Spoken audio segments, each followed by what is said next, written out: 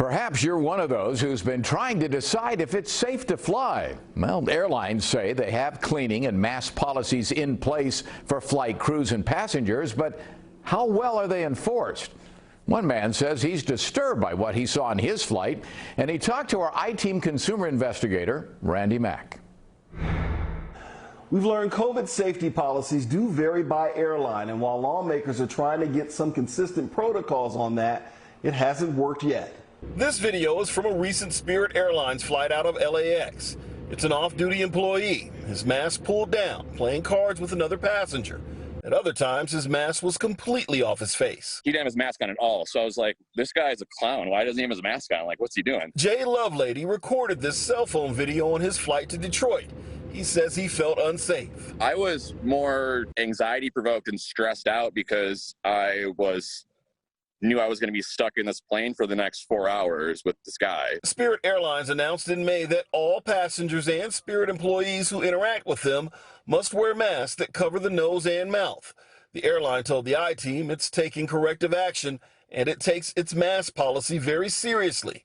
But the I-Team has learned COVID safety procedures vary by airline. For example, while they'll all say masks are required, enforcing that is a different story. They all have a stated policy to require masks that up until now has been fairly haphazard. Airline expert Gary Leff says American, United, Southwest, and Delta are now banning passengers who refuse to wear masks on board. This video posted to social media shows a woman asked to deplane after refusing a mask.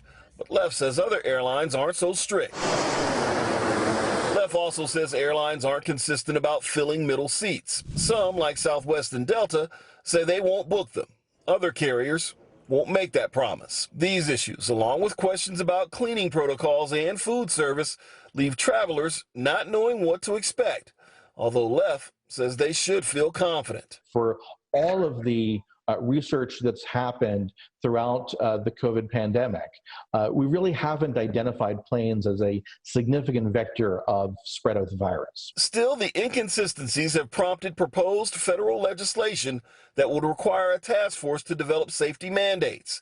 The EU has done something similar, but this legislation, introduced in May, hasn't made much progress.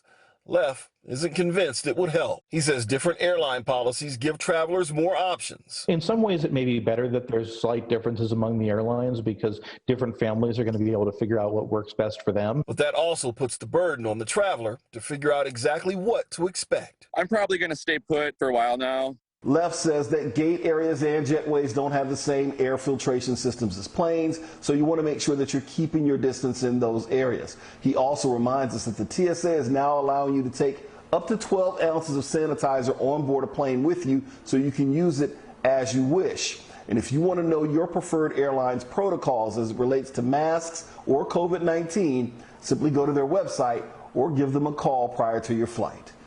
In Chino Hills, I'm Randy Mack for NBC4 News.